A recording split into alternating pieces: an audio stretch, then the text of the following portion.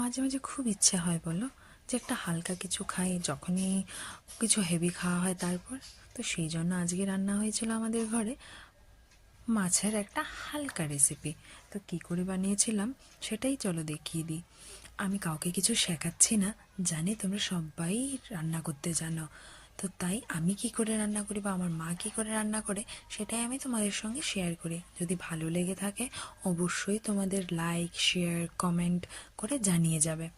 তারপর মাছগুলোকে হালকা ভেজে নিয়েছিলাম, আর একটা মশলা তৈরি করেছিলাম। মশলা বলতে এই একটু জিরে বাটা, তোমরা ব্লেন্ডারেও করে নিতে পারো, কিন্তু অল্প ছিল বলে মা শিলনোড়ায় বেটে নিয়েছিল।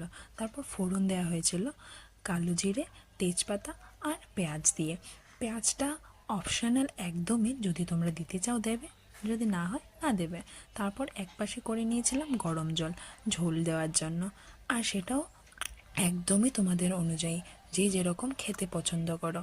তারপর নুন আর কয়েকটা ফালি করে কাঁচা লঙ্কা, ব্যাস একটা বলক উঠলেই তৈরি হয়ে যায়